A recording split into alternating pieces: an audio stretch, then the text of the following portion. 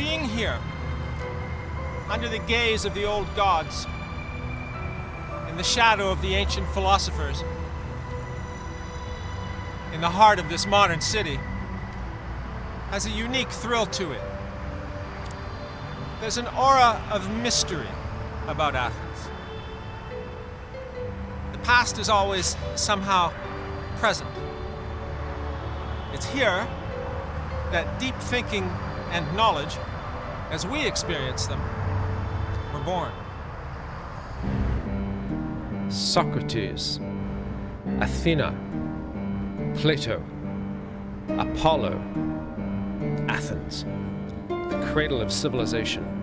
Its long and glorious history begins with Athena, the goddess of wisdom, whose name the city bears. The Parthenon is her temple. Parthenos means virgin, for Athena was a virgin goddess. It's up here that she challenged Poseidon, the god of the seas, for possession of the city, and defeated him. And Athens became the city of wisdom, and was so regarded for 1,000 years. We still look back at it with awe. Wisdom and knowledge. What's the difference? Aristotle, who at 18 came down here from Thrace to study with Plato, said wisdom is a form of goodness. Not scientific knowledge, but another kind of cognition. So wisdom comes first, the basic gift of a goddess to mankind, and scientific knowledge follows. It was with the 7 sages that Greek philosophy was born in the 6th century BC. 7 exceptional personalities famous for their wisdom and prudence.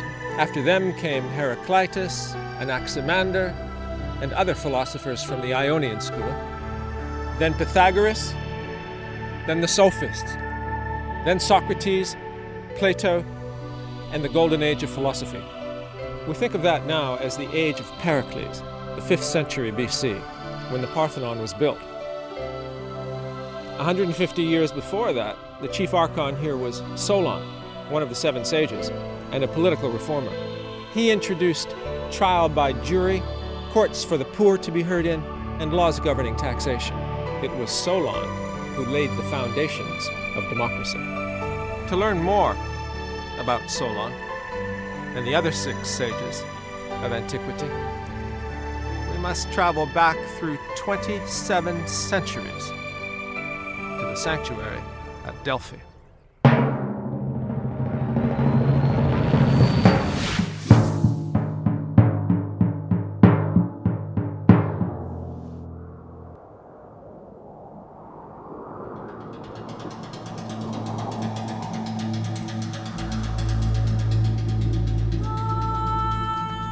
And here we are at Delphi on Mount Parnassus, where the 7 sages of Greece are having one of their meetings. But this meeting is different. Today, they will settle their famous dispute over the golden tripod by offering it to the god Apollo.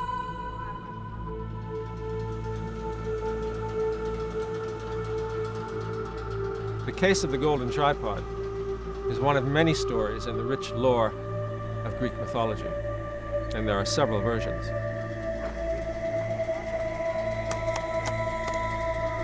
The most usual is that Helen of Troy had a golden tripod with her on her voyage back from Troy to Sparta.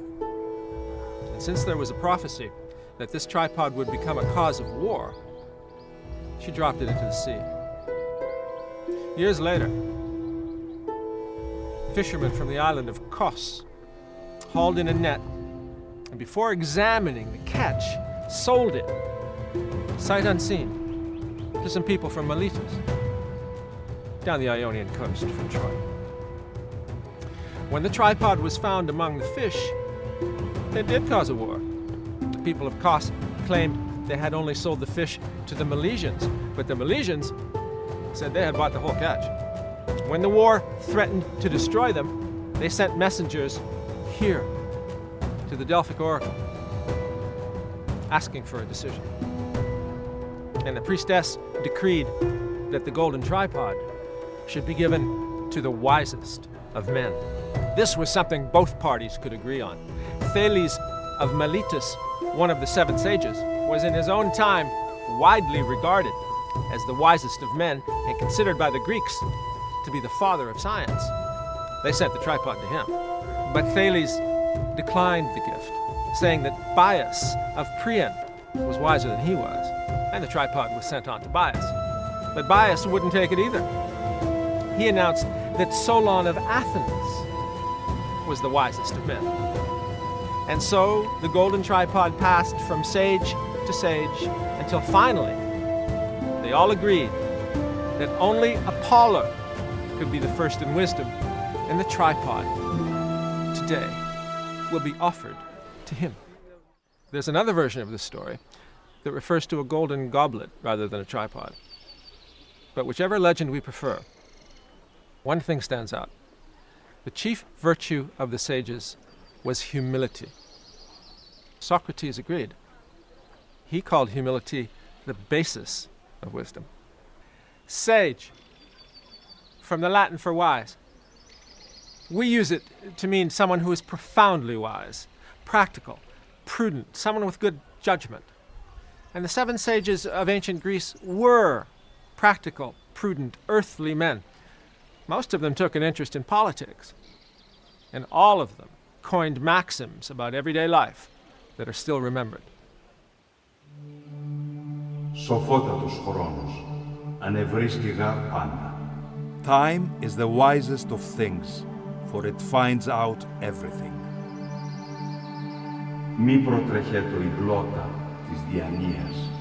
Let not your tongue outrun your thought.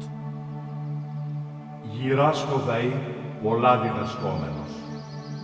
The older I become, the more I learn.